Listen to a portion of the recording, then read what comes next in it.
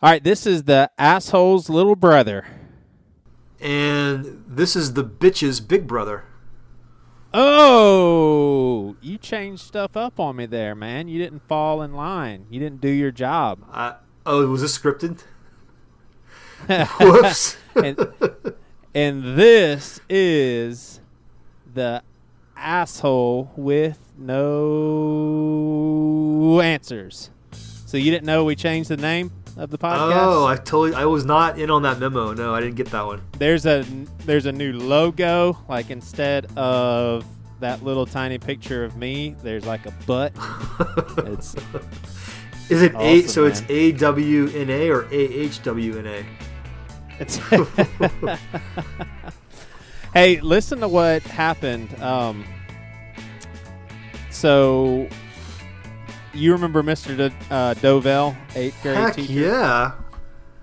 All right, so I had the hiccups one time in class, and I just kept hiccuping, and so he looks down at me, and he puts 2 quarters on the desk. Now, back in the day, that was probably the equivalent of $1, if not $2. So 2 quarters is It like, could buy whoa. you a chicken stick or two, right?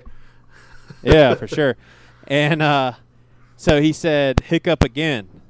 And I was like, I'm about to get me 50 cents. And, dude, I could not hiccup again. Like, Wow. he cured the That's hiccups. kind of cool. And so, yeah, so he picks up the 2 quarters, and I was like, no way, man, that's awesome. Well, anyway, I did that with William a couple days ago. He kept hiccuping, and he said, Dad, I can't stop hiccuping. So given that my son is 6 years old, so that's a whole nother way of gauging money and stuff. I put a dime down, which was a big deal to him, even though we're like 20 years later. He's 6. Wait, a dime is a big deal to William?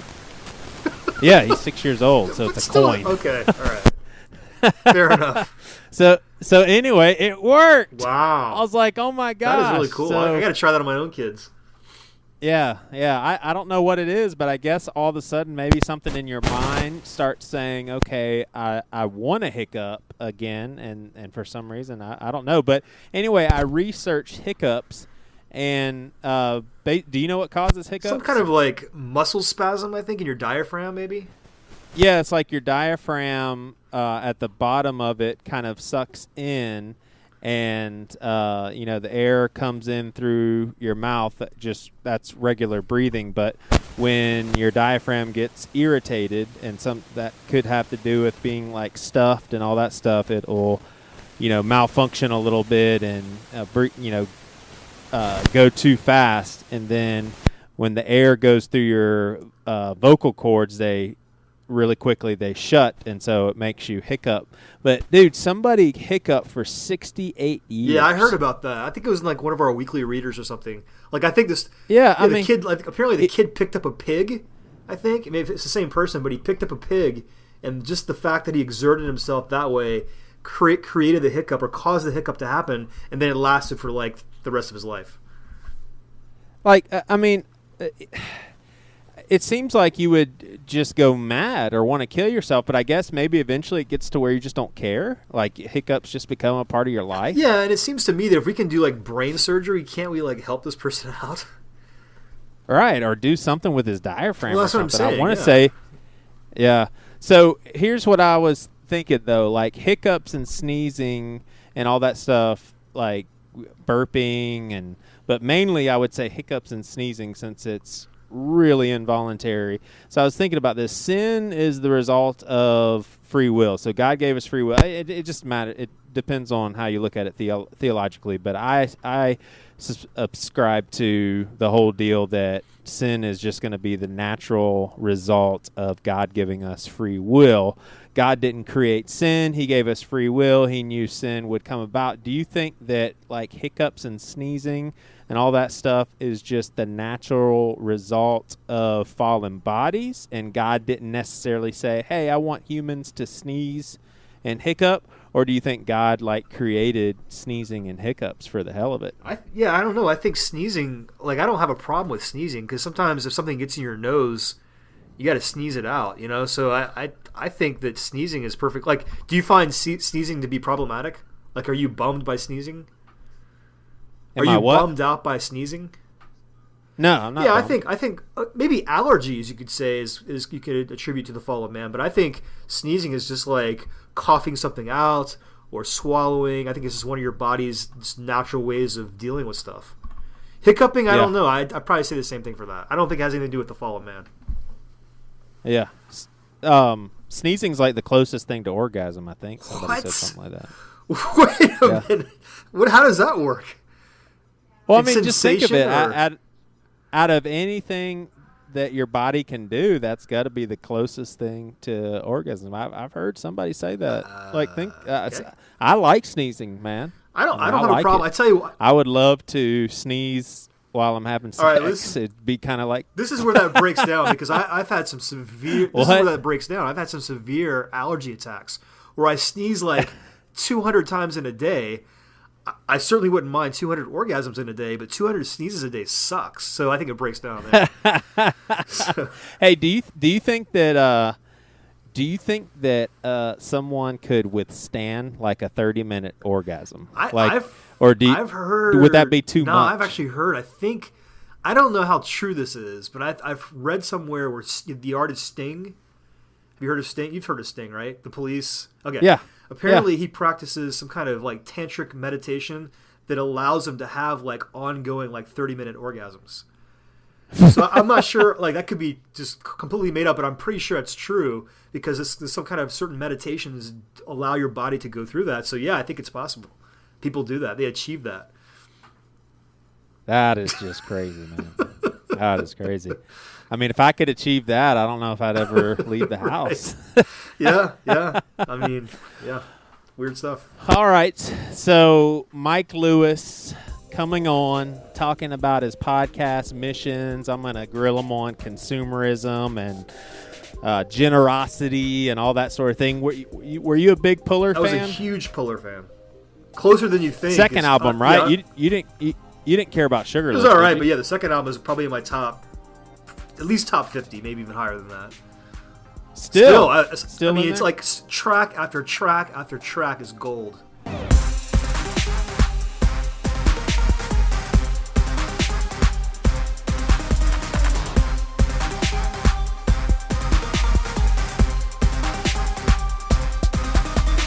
All right, we are here with Mike Lewis, and Mike, we are happy to have you. And hey, I have to warn you, man. Now you're in the presence of two fanboys. So, That's right.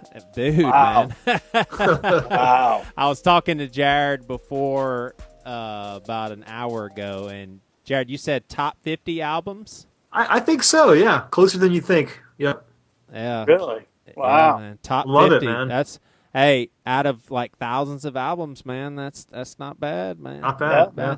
Do you have Matt and Toby hate these sorts of questions, but they're not on here, so it doesn't matter. Do you have an album that you're the most proud of? And you can say that you hate that question too. No. I mean, Closer Than You Think was I was pretty happy with that record. I mean, I was going through divorce during that album, Oh wow. so there's a whole bunch of wrapped up. Everything I was dealing with was being dealt with in that record. So Dang. When was your divorce final? let's see. It's been almost 18 years ago, I guess. Gotcha. So yeah, I mean, I'm married now, and we have wonderful kids, relationship, and actually my ex-wife lives here Oh yeah. in town. So we've always worked together to make it as seamless as possible, for being divorced. Yeah. Yeah, totally. Yeah. Well, Mike Lewis does a podcast called Giving is Believing. If you haven't heard about it, you need to hear about it. And I see your last episode is you're doing like a hardship series, and is God good? Yes. And Yeah. do you go by the mantra, God is good all the time? All the time, God is good? Do you come from Pentecostal circles like me?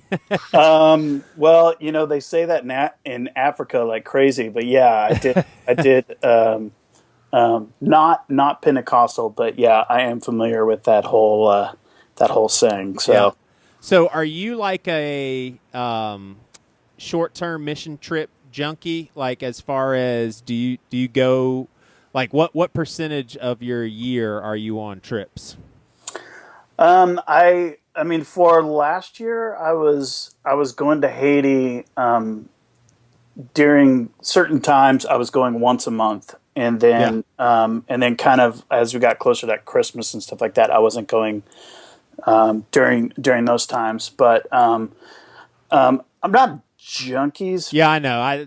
per se. That was It's a just like pretty stupid word to use, no, but no, no, no. That's fine. But yeah, I mean, the thing is like I moved out of kind of short term missions. I mean, that's where I got started and sucked in yeah. was short term missions. But then it kind of once you are done with the short term mission part, you're like, okay, yeah, that's cool. We painted a house and we held kids, and I get it. But now I'm ready for I'm ready for the next part. you Like I you want to dig in and really get something So done. can you define just what you mean by short-term missions versus the alternative? Yeah, I mean, short-term mission trip is just is like what I'm sure that you're familiar with. It's like you go down for a week with a team, and they you set you up. fundraised. You spent Yeah, 6 months meeting with your team. You raised a bunch of money. Car washes, yeah, and some of these people could be strangers, or maybe they're from your church, but right? you go down and you have at nighttime you have a kumbaya debriefing. It's like summer camp basically. Okay. Um, but you're painting rooms and helping build houses, and you're working on projects, and I'm making fun of them and a little bit here, and everyone's wearing the same color T-shirt, that pastel shirt. I've never done that part. I've always I'm not wearing the same shirt as everyone else on this team, but and while I make fun of it a little bit, it's a really important kind of intro to third world, because I think most people just don't have any idea, and that's probably the safest, easiest, most controlled entry point Yeah. before you actually because in a third world setting it can be very, very shocking. And I've been on trips where we had older people, but we also had kids with us, and so those trips it's all about education and learning about what's going on. But at some point, if you decide, hey, I want more than this, then you kind of move beyond doing short-term missions and just start working on projects that you're going to do. So what do you think about, and like I know you from the interview on Bad Christian, so I know your heart and I know your approach, and like you actually have a heart for missions. What do you think about someone who does short-term mission trips all the time? Do you think it's highly likely that it is very self-centered and self-seeking, and they don't even realize it? Like it's almost like a high that they get? Well, yes and no. I mean, it's hard to speak on people's motivations. Right. I'm pretty jaded, honestly, with short-term missions. And I'll give you a backdrop. And one thing that my eyes were open, we interviewed this girl called the Worst Missionary. I don't know if you've heard of her. Her name's Jamie Wright. And I've taken 2 trips to Haiti. One of them was a construction trip, and I was just like, yeah, we did a lot, man. We almost built like 2 houses, or 2.5. We partnered up with another organization. The other one was just, I was embarrassed that people gave me money. Like, we seriously were treated as guests to go sightseeing, and basically, I mean, these Haitians, they were excited that we were there. And I mean, I laughed so hard when you said you get to you hold a baby, because it's just what it was, man. We visited a school and we taught maybe for 30 minutes, held some babies, visited an orphanage, held some more babies. We actually took a sightseeing trip up a mountain, and these Haitian women, precious women, came up there and served us coffee. And then we worked in a field for 30 minutes, really just to get the experience. And we were there for like a whole week, man. And what I just said is pretty much what we did. And coming back, I was like, man, I asked people to give me money for this. So I was depicting those trips to her. And she actually challenged me on the construction trip. She said, all right, look, she said, I'm not trying to be hard on you, but think about the money that you raised and think about the cost of the airfare and all that. Why not take that money, give it to that organization you partnered up with, and actually pay Haitians who are jobless and are looking for a job, let them build the houses. Like, why did I need to go over there and actually help build those houses? I mean, I suck at building houses. What do you think about that? Well, that's a very common narrative. And there's lots of people who, because, people that actually manage and work in short-term missions probably feel the same way. They probably feel very jaded, and it's sort of like a business, as far as like having to deal with, bringing in white people to a third world country and have them, do construction. And I'm not sure about all the construction. I think in some ways, some of those projects, it just makes people feel like they're a part of something. And so, there's something to that. But I'll say, like, so my first trip was to Africa, was to Kenya, and I didn't want to go. And I was actually really against my, African mission. I've always been against mission work to begin with, and have always taken that stance of, hey, America has enough problems, let's start here, kind of thing. But my wife got into, to make friends, she got into an African project here in Nashville, and she was going over, their team was going to go over and see the school that they support. But I'll tell you, that trip, I mean, I can't look at that trip and go, oh, here's all the great things we did. And I'm not necessarily sure it's about doing all these great things. Part of it is a little bit sightseeing, as far as, you're seeing what school, you're basically seeing where your money goes if you support something. Right. But what that trip, man, God full on bitch slapped me on that trip. And Africa just landed smack dab on my head and kind of turned all my priorities around in an instant. And I don't know that until you smell poverty and you hold the hand of poverty, that I just, all the photos in the world. I grew up on Live Aid and the Ethiopian crisis when I was a kid. Us too. So I'm very familiar with the late night Sally Struthers crying about starving children, and all that stuff has no effect on me, and I think it has really very little effect on most people. But when I was there and I saw, kind of the first thing that happened to me is we went to the school, but it was a Sunday, and so most schools double as churches or vice versa, and they were having church service, and all these people, you find out, we're walking through the slum in Kenya. There's about 1 million people in the slum that's in Kenya. Mm-hmm. And it's everything you've ever seen, just flies on, naked babies and raw sewage. And it's just a brutal, horrible place. Lots of sexual assaults, and kids are growing up in a really bad environment, not enough clean water, everything, the full list. Right. And so we go to this school/church, and man, these people have two sets of clothes. Kids have like one set of clothes they wear to school, because you have to have a uniform to go to school, and they have a church outfit, and that's it. And these people are all dressed up, and they're just praising God, thanking God.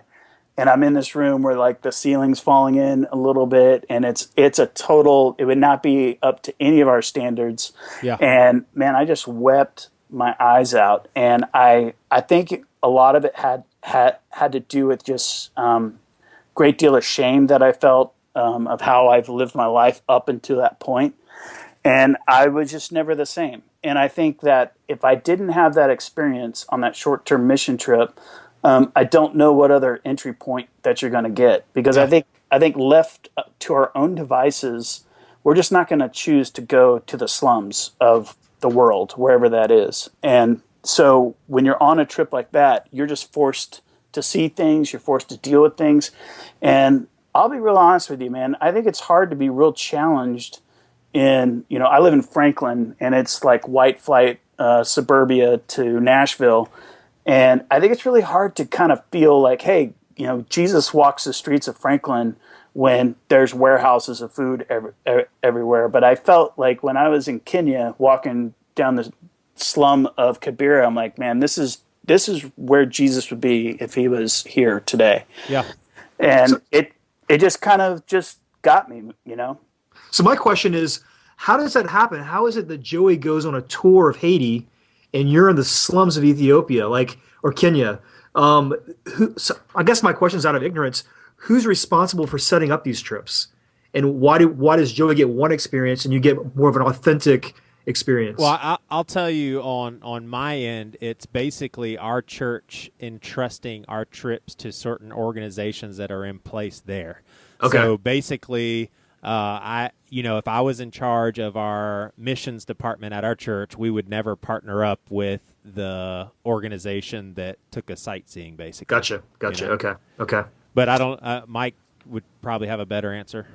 No, I think you're exactly right. I mean, a lot of stuff gets farmed out to groups that kind of handle those kind of things. Actually, I was on a Mocha Club trip, but it was being handled by like a missions company that kind of, books your flight, and they set up all, they deal with getting you from here to there and come up with your itinerary.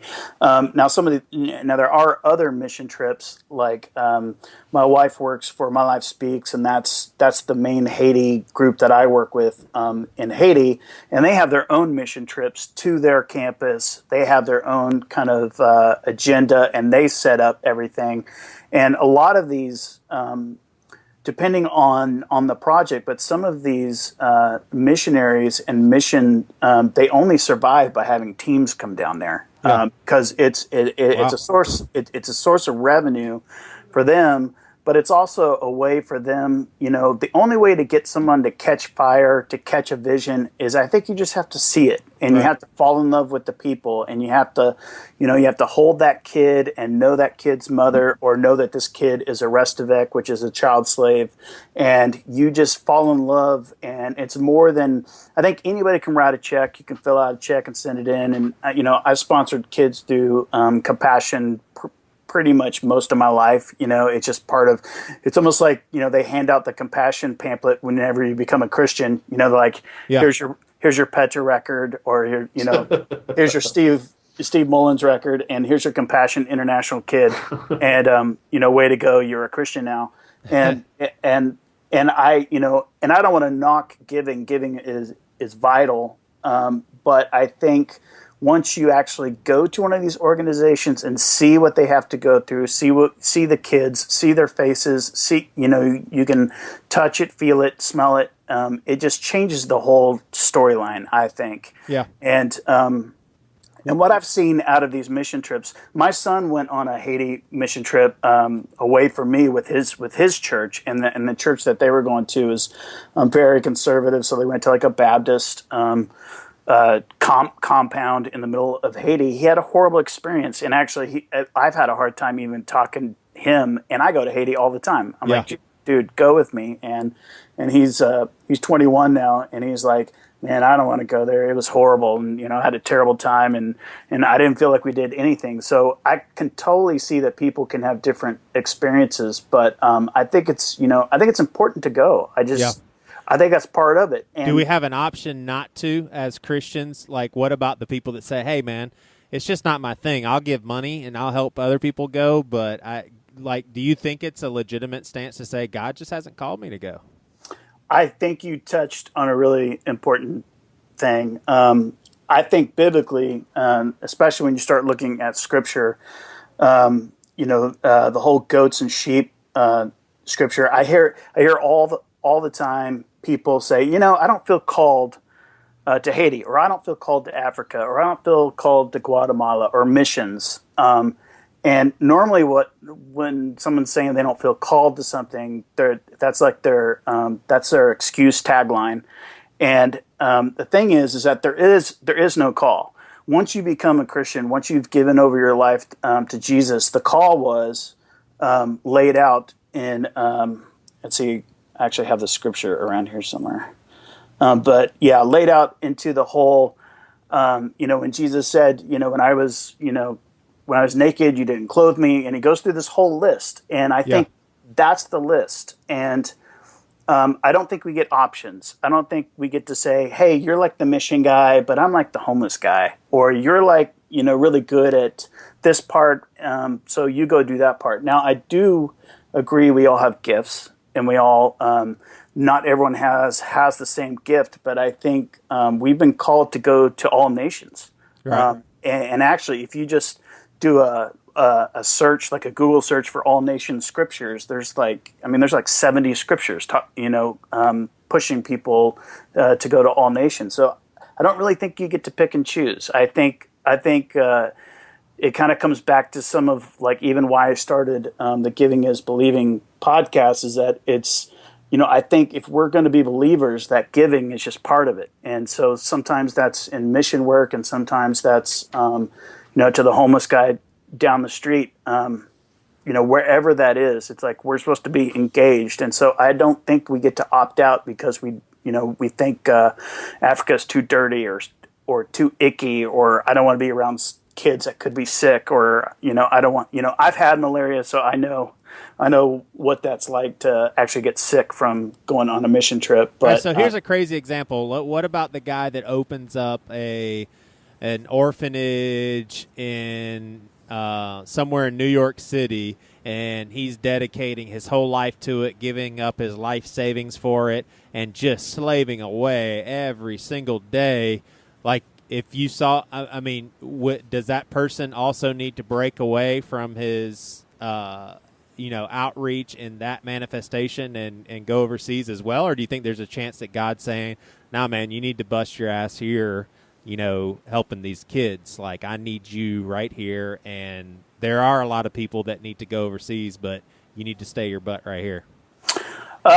Yeah, well, I would say that most Christians that should be going on mission trips don't have any other project. Gotcha. There's definitely I think that there's a big scenario of that Christians have kind of become church attenders. They become, bench warmers. Yeah. And they do a great job of showing up on Sunday and maybe even Wednesday nights in small groups. But as far as actual plugging in somewhere and giving somewhere, it's a very small percentage of Christians that actually do it.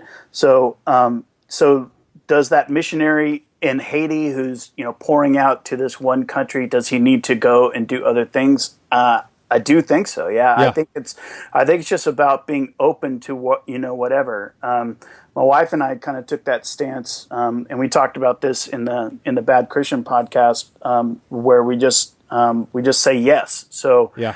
we're just kind of giving in lots of different areas. And while I do take trips to Haiti, and that's a big part of what I do, and people say, hey, Mike's the Haiti guy, I actually give kind of everywhere that I see that there's an opportunity to give, including I had a friend who just who got out of prison last year and came to live with me and my wife, and just the more that you open up your life to saying yes and saying I'm just going to be available, and then trust me, all these opportunities are going to come up. And I don't think it's about checking a box to say I'm going to go this summer to Guatemala, and now I have I've checked my box, my giving box, my serving box. I just think this is a lifestyle of being open to whatever. Your neighbor across the street just lost his job, and his family, is having a hard time paying their rent. I mean, that's a place where you can give and you can serve, and that doesn't need a 501(c) or a nonprofit status. That's just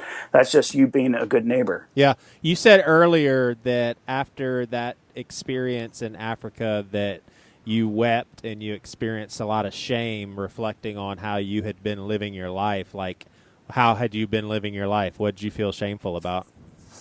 Well, I think my Christianity has always been compartmentalized into this is almost like this is who I really am, I believe in God. I've been a Christian my whole life. I grew up in the church. So in some ways, I think that's actually a disservice to us church kids who've always been a Christian, because when I'm around brand new Christians, I always kind of envy them a little bit because they're super excited, and they haven't been they haven't been beat up by a doctrine yet, or no one has failed them yet. Yeah. Kind of thing. So I do envy that a little bit, but I've always I've always kind of put my Christianity to, this is who I really am.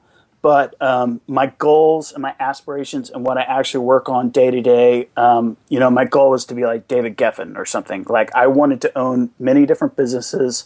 My wife and I had clothing stores.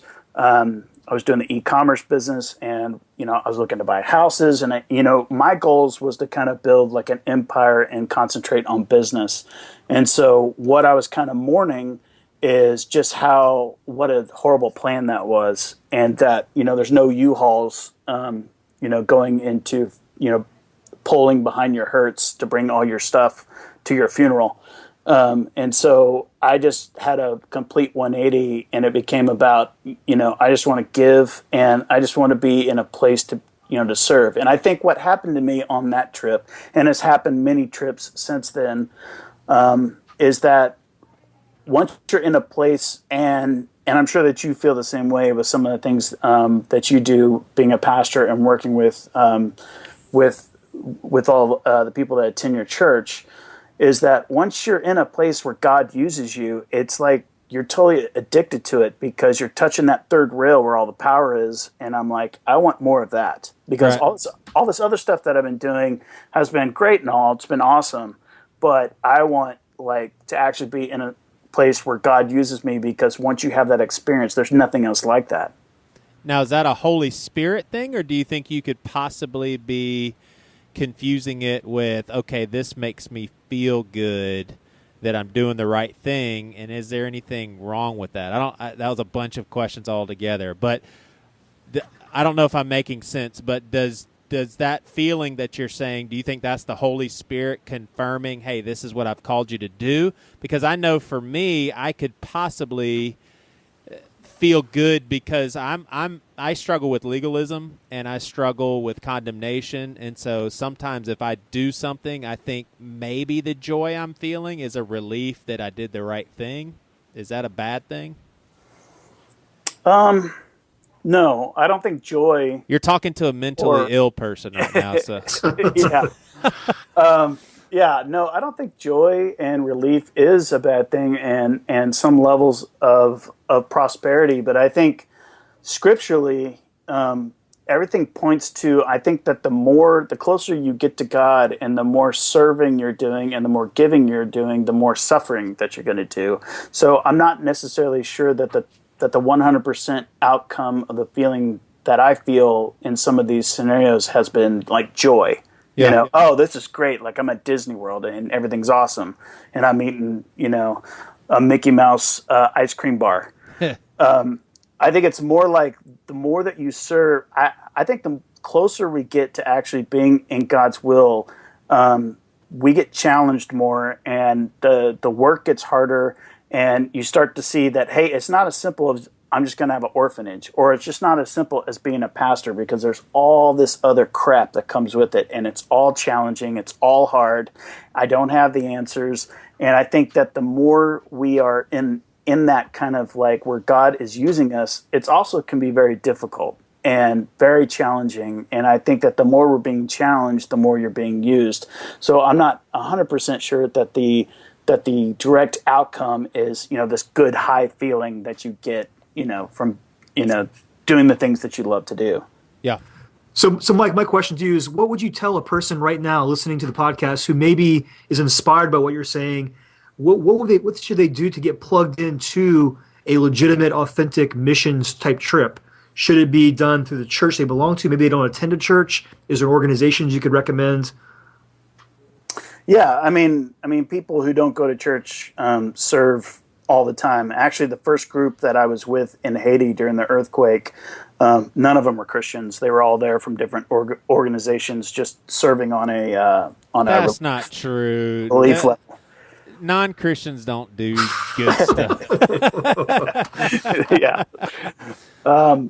You know, I mean, the thing that I always tell people about mission trips, and I do hear bad examples, like what you had on your trip to Haiti, and then I've heard really great examples. But I always tell people, I'm like, if you like your life the way it is, don't go on a mission trip.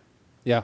If you just want to keep status quo, you want to shop at Target without any kind of bad feeling. If you don't want to alter the way you live your life, because we're very protected and we live our life in a very sheltered, America's very sheltered from what the rest of the world has to deal with.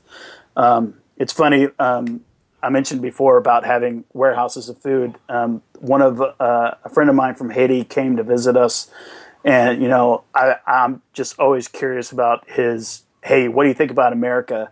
And the first thing he said, yeah, it's two really big things. Number one, you guys throw away so much food. Yeah. I've never seen people not finish what they're eating. Right. And then number two is like you have warehouses on every corner full of food. Yeah. And so our perspective is definitely very skewed and very sheltered. And I would say a lot of Americans probably don't agree with that assessment. But as I've traveled different parts of the world, that's definitely the truth. So what I would say to someone is like, if you don't want your bubble popped, if you don't want your life to change, then do not go on a mission trip. Is there room for thanking God for that bubble? And I don't mean thanking him and then moving on about your business and not serve people, but is there room to say, God, I don't know what I did to deserve being born in America, but man, okay, I accept that blessing? Or should we kind of live with our heads down and just be like, well, dang, I'm a spoiled brat? Well, I mean, let's take it even a step further. We are, and I assume that your brother is a white man too, but Yeah. we are male, white, and we are born in America. It's like we have so many different levels of privilege that we didn't earn, that we didn't do anything to get, that we don't understand what it's like to be, like women have a different experience, and just being a minority has a different experience. So we have it on so many different levels, and I don't think it's necessarily about being down on ourselves. I think it's about, I grew up listening to all the scriptures and seeing that these guys, the disciples and the men of the Bible, were doing this great, amazing work, and I'm not necessarily sure. At least my past experience has not been up to that level at all. I haven't had those experiences. And every time, so Mike and Missy Wilson, who run the special needs orphanage in Haiti, when he comes to town and wants to have coffee, I'm like, yes, please, let's have coffee. But I sit there and I listen to his stories. Yeah. And his story, every story is about God doing something. And then my story is, hey, I drove from Monday through Friday, I drove to work and drove home. And we went out to eat, and we ate some food, and I watched Shark Tank, and, that's my stories. Right. His stories are like, here's how God worked this week. And it's like, just hearing it, my spirit just kind of starts to bubble. And I'm like, I'm not in the game. I'm not having those experiences. I'm not having those stories, which means I'm probably not doing the work, And so I don't think it's necessarily, I think to answer your question the longest way possible, ignorance is bliss. I think whenever you don't know that over that hill is some starving child, or over that hill is a poor family in your own community, there's a little bit of bliss that comes with that ignorance, and we can just kind of go about our day. But I think once you know, and that's what happened to me, once I went and I saw it, and I saw that children are living in unacceptable conditions, I thought, I have to do whatever I can now for the remainder of my life, because the first half of my life was all about myself. Yeah. So the second half of my life has to be about, I've got to call attention to this. I've got to get, I was sleepwalking through life is how I always explain it. And that trip completely woke me up. And so I feel like lots of Christians are kind of sleepwalking, and we're just doing our thing. We're paying our bills, and we're going to the beach in the summer, and we're just living life, man, just hanging out, and we get together once a week and talk about God, and God is good. But I think living such unchallenged lives, it just really makes you think. And so I don't think it's about feeling bad. I think that the more we start to unattach from that and start to realize, there is a whole world out there, and these things, the refugee crisis, even the homeless crisis in our own cities, all of these things have to be addressed, or child trafficking that happens during NFL games, or whatever cause you want to bring to light or talk about. It's all about. I think it really is a condemnation to the church has the numbers, we have the amount of people, and we have the finances. But I think that the actual impact of Christianity to all of these problems is very minimal. Do you have this? These are hard conversations. Because I struggle with condemnation, and I need to allow it to be conviction instead. But do you have a hard time coming back from being in Haiti, for example, and then the rude awakening of just how consumer-minded Christian America is? Like, do you have a hard time not being judgmental and super jaded, pissed off? That's an awesome question. Well, I'm a pessimist, and I'm a glass half empty, and I grew up punk rock. So all of those things mixed together make me probably a poor example of I'm always. What do you think about Joel Osteen? Yeah, exactly. That's another podcast. Yeah, and I, because I am very vocal, and I've actually even I'm even working to tone some of that down, because I'm trying to be more positive with all the things that I'm doing. But I'm pretty jaded with Christianity itself, in that I feel like, and you guys may feel the same way. It's hard for me to go judge the Muslim community because I'm not Muslim, right? But I think that I can, as another believer, as a brother in Christ, I think it's okay to throw rocks at the stained glass windows as long as you're willing to clean it up too. Oh, and snap. and I think part of it is that we're supposed to. I mean, how else is a church body going to change if we don't engage with it more? And someone's got to be raising their hand to say, "Man, I don't know that we should buy this new building, and I don't know that we should." Do we really need this light system? Like all those kind of things. And I think people our age that feel disconnected from Christianity, or even there's a lot of, especially in the Christian music world, where a lot of guys aren't even Christians anymore because they're so jaded by some of the things that they witnessed on the road. I think it just comes down to we have to be more engaged, and not, hey, I'm going to stop going to church because they're not doing it right. And I just don't think that's the answer. I think the answer is we've got to engage with people, and it's a fine line, because I want to be a voice to other people to say, hey, get out there and serve. How are you serving? And the only way I know how to do that is just to serve myself, not serve myself, but myself serving others, and try to just inspire people with words, and say, here's how to do it. Here's the organizations you should connect to. Try this trip out. And I bug people, to go with me, and I don't let people off the hook. So, and I don't know if all that is right or wrong. I just know that my life was so radically changed. And if you could have interviewed me before I went, you would be like, man, I don't even know what happened to you, because this is not you.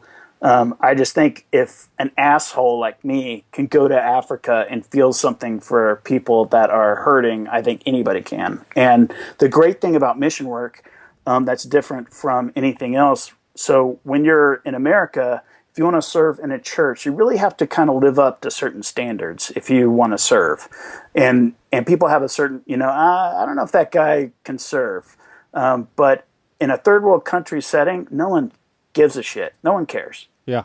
It's like, you want to serve, and maybe your life isn't completely together. Come over here and serve. You want to pick up, and do the hard work. There's a lot of freedom, to do that without having to be the shining principal example. Yeah. So, Mike, when you go on these trips, like recently, 1 month at a time, how long do you stay for typically? When you go every month? Yeah, my trips are really short, like three or 4 days, because of the way, we're working on actual projects and businesses there. So I'm usually coming in, doing the work, and just getting out. That was my question too. So what kind of work do you actually do when you go there for the 3 to 4 days?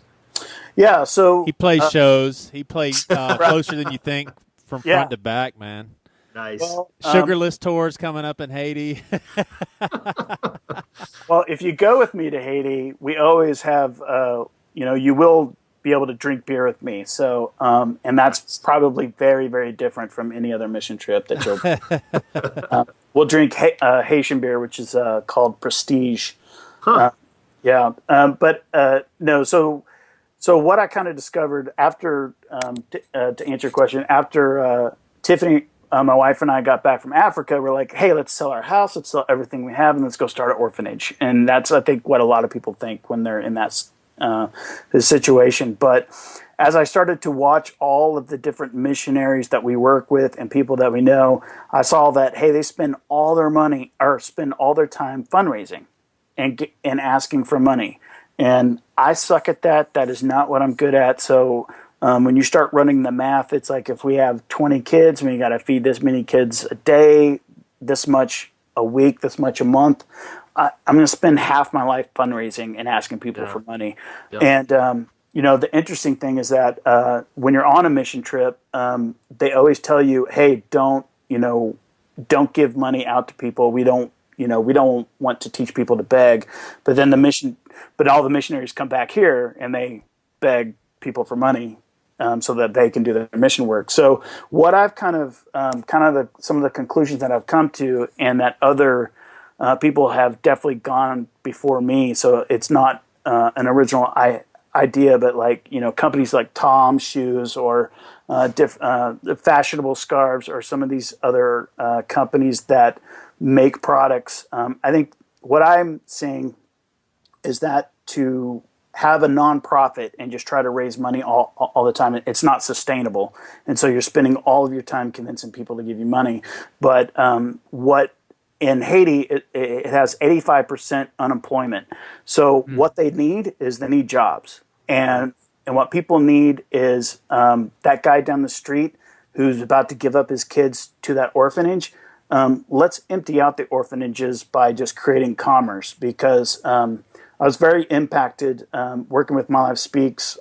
Probably my third trip to Haiti, Mike Wilson was telling me the story, who runs My Life Speaks, but he's telling me the story about a lady who came to the gates with the child saying, here, take my child, I can't feed it.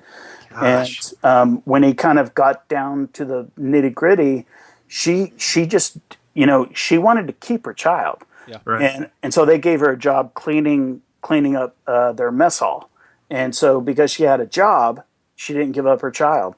And so that just really resonated with me. And so we've started a bag project. We started a couple other things where we make products and we sell it to team members that come down. But and we haven't really hit the silver bullet kind of thing, but I'm really interested in creating projects that can at one point have a path to be sustainable, and that they're going to create jobs, because we employ eight employees in Haiti, and sorry, I'm doing all the talking, but I'll tell you just one story and then I'll back out. But we have this building that we rented out, and we needed it cleaned, and so the people that work at the orphanage said, we know this lady who has like 5 kids and she's about to start doing prostitution. Can you hire her to clean your building? So if you guys had to guess how much it costs to keep a mother of 5 out of having to do prostitution, what would be that number that you think per day, per week? What do you per month? How much do you per think it month? costs to keep someone that's at risk from going into prostitution? I mean, $1,000.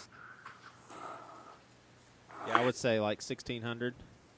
Yeah, it's $50. We pay her $50 a month to clean out our building, and that's the difference in keeping her out of prostitution. Oh my gosh! So by having job creation, we can actually make real impact, and so that's what we're trying to do. And again, I haven't figured it out.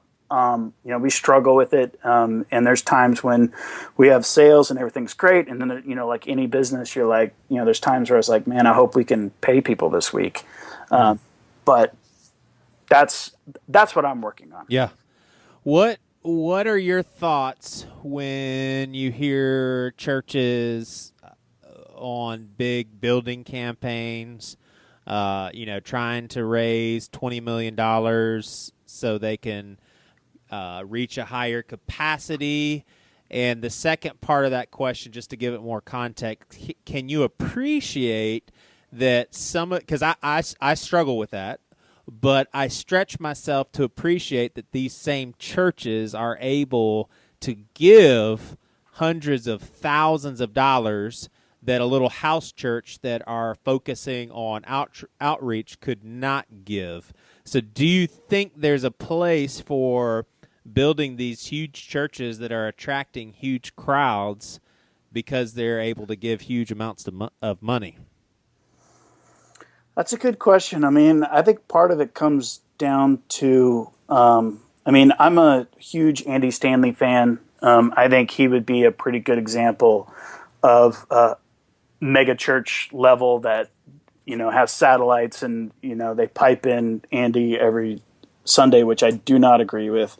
But, I think at some point this is coming down to entertainment and I know that sounds brash, but I think that out of any congregation, or even let's just put it in a band perspective. If you have a show and there's a bunch of people there, how many of those people are really your fans? I think there's got to be a smaller percentage of actual fans. Some of those people are like the girlfriend or boyfriend who got tagged along, or it's Friday night and they just showed up.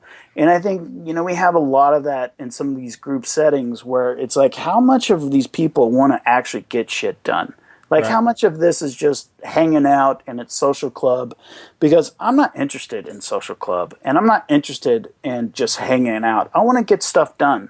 Right. And so I think that the argument for growing, first of all, I've done a little bit of research in this area because it's been brought up to me. There's a church in Dallas, Texas, where the guy called me out and said, man, we give $500,000 to this group in Africa, in Ethiopia, and I'm like, man, that's awesome. But when you go look at their 501(c) filings and look at some of the budget, I'm like, man, that $500,000 is a big number to say to some, because we all can appreciate that $500,000 is a lot of money, right?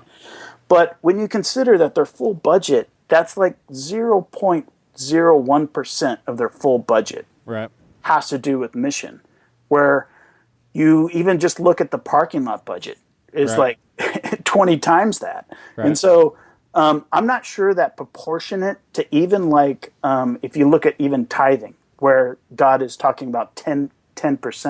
I think that if a church is not even reaching that 10% level, then I think that the proportionate of giving and supporting people is just out of balance. Well, listen to these stats. Did you know that the per capita Christians give 2.5%?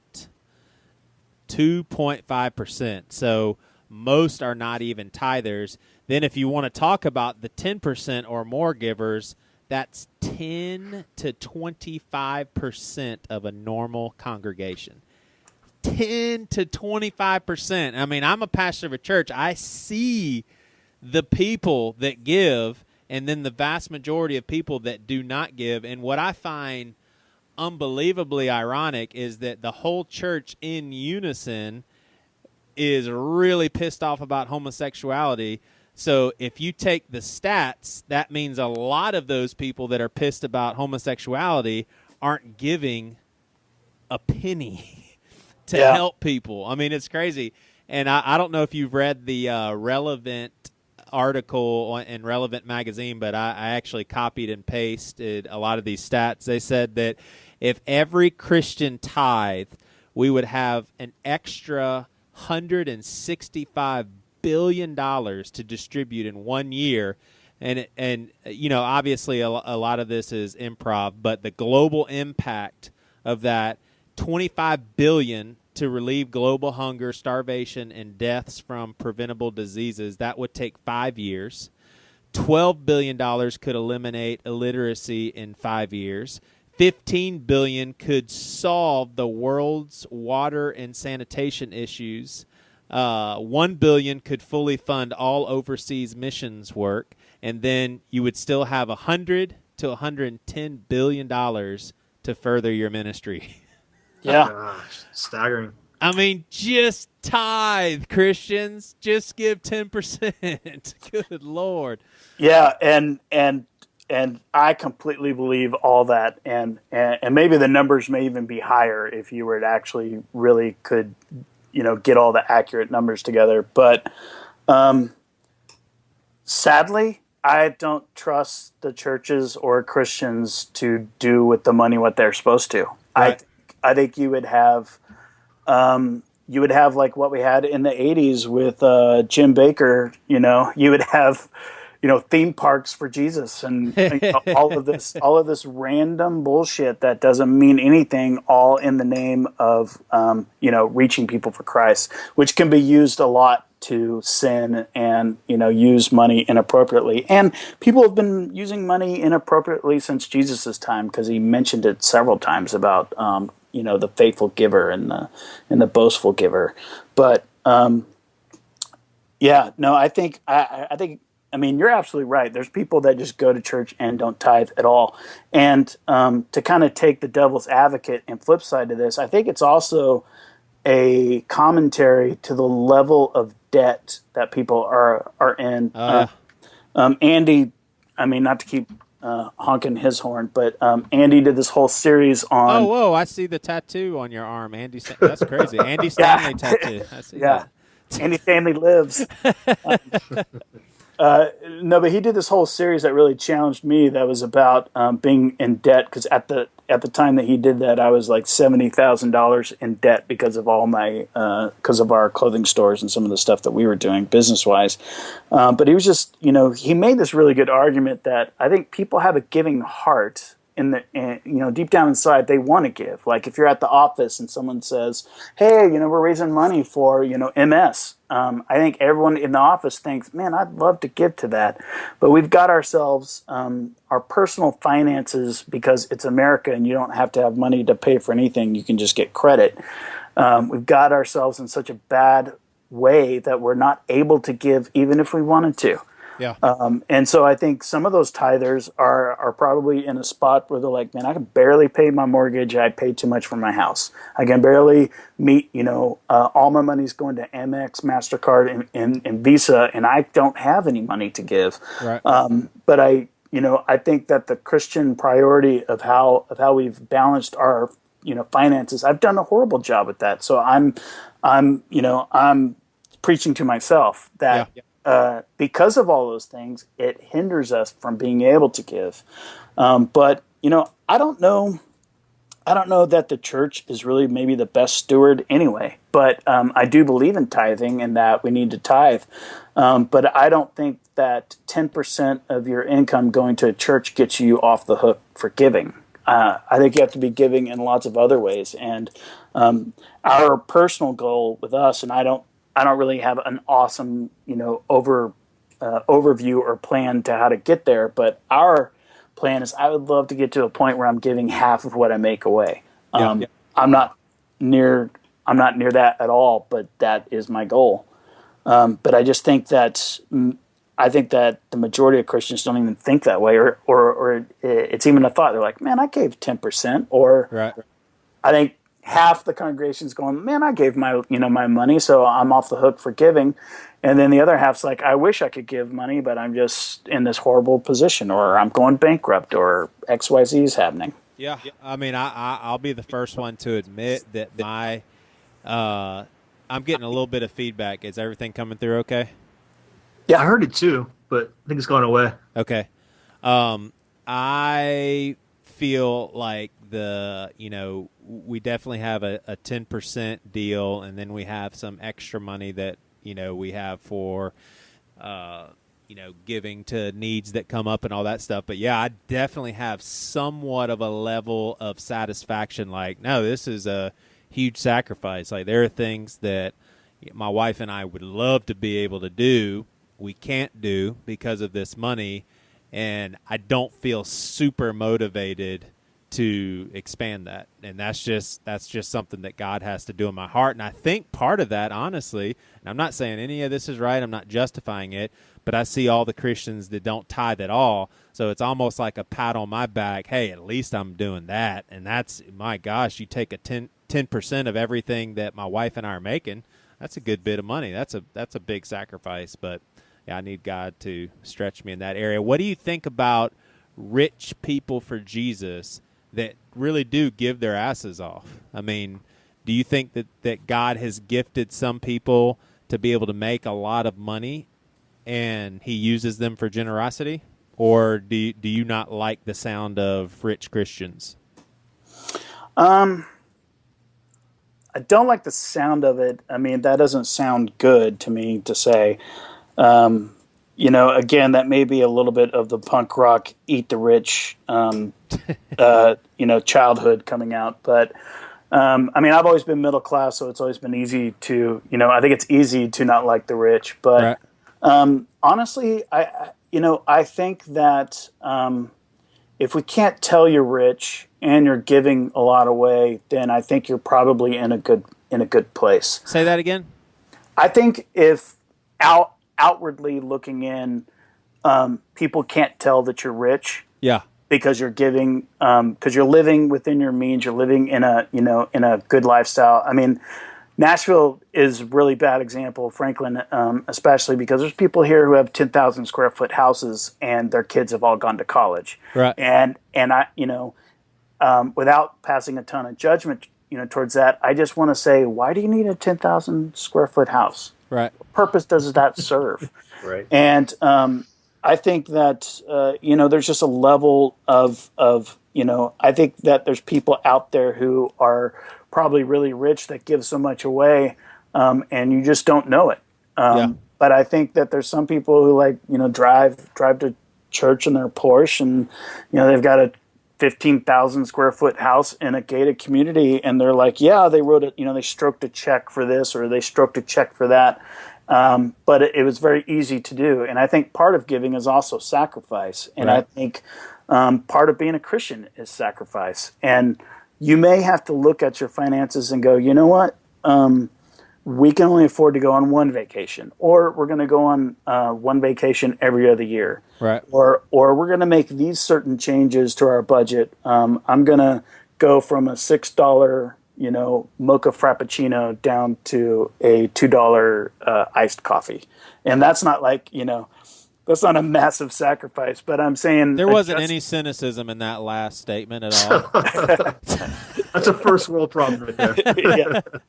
Hey, what would you? I'll let you go here after this question. What would you say to the genuine listener that is a Christian and they're just like, gosh, like this sucks. Like I feel like a piece of shit. Like Mike is right. This conversation is hard to hear, and I'm far away from being able to turn over this leaf because I have thousands and thousands of dollars in credit card debt, and I've got a wife or I've got a husband that does want a certain level of living. I can't just change things in my household overnight. But anyway, they feel condemned right now by this. What would you say to them? Well, let me make 3 statements on this. One, if you're in a lot of debt, it didn't happen overnight. It took you a while to get to that position. Bad choices. You went from a townhouse to a starter home to a bigger house. You bought this. You bought brand new cars. You upgraded every time. So it's going to change all that and to back out of that and to change that financial lifestyle and those decisions is also not an overnight process. It's baby steps. Yeah. Number 2, I would say that I don't think it's about the number, and it probably goes back to, it's not about 10%. It's not about rich people being good givers or not, or the size house you have. I think it's about the heart of all of it. Where does your heart lie? And, there's scripture towards that about, your treasures and where your heart is. And I think that if you have this heart and the spirit of giving, you are going to start, the more you press in to God, the more you press into his heart, you'll start seeing that his heart is about people, and it's about outward living, it's about giving, it's about serving. So the more you're doing that, the closer you're getting to that, things are naturally and unnaturally, you're going to have to make big decisions, but it's, things are going to naturally start to lead you towards those things. And then my third point, when I was in Haiti during the earthquake, I was camping outside, and I was in this tent, and I was texting my wife because the only thing that did work in Haiti was actually cell phones, because they had the cell phone towers going. Yeah. But I was texting my wife, and I just felt this big, huge question come over me. Well, if someone broke in and hacked me up with a machete, or if the wall behind me fell on me because of another tremor, and I went to heaven, and I was faced with my maker, and he asked me, Mike, did you do everything you could have done? Right. Did you live for me? Did you serve me? Did you serve others? I would just have to sit there and explain to him, no, I've done a horrible job. I've done a terrible job with the time that I've been given. And that has just been sticking with me with everything that I do. And that, and I haven't mastered that on any level, but again, it's just about baby steps and moving towards that. So that's what I would say to people. It's like feeling bad about it is probably part of the steps, but I think that you have to start getting to a place of action. And I will say that the more you do that, the more God uses it, and it kind of snowballs. And that's why, my whole thing didn't stop with just going on one mission trip to Africa. It's just been kind of like an ongoing thing. Awesome. Well, hey, man, I'm thinking about going back to Haiti, but I really want them to get a Zaxby's there first, because I don't know about 2 weeks without Zaxby's. I really like Zaxby's, but sure. So sure. Hey, man, it's really been awesome. Thanks for definitely. all your insight and just kind of sharing your heart, brother. I appreciate it. Yeah. Your punk rock attitude and all. Hey, God has done a number on your punk rock heart, by the way. It's softened a little bit. So. A little bit, yeah. No, thank you for having me, man. I really appreciate it. Yeah, definitely. All right, so remind everybody about your podcast. Giving is Believing. Giving is Believing on iTunes. You can go to givingisbelieving.com. And seriously, real quick, when people click play on Giving is Believing, what is it? I mean, are you interviewing different missionaries? Are you just giving some biographical stuff on what you've done, or what? Yeah, it's a podcast about faith. It's a podcast about mission, giving, serving, and adoption. So we kind of tackle lots of different things. Right now, I'm doing kind of a series that's a little off the normal topic, but I normally will interview people that are in the field, and I try to demystify that these people are normal people just like you and me, that they didn't have special skills, or they didn't just raise $1 million to go do something. They have a lot of our same challenges. So awesome. Mike Lewis, everybody.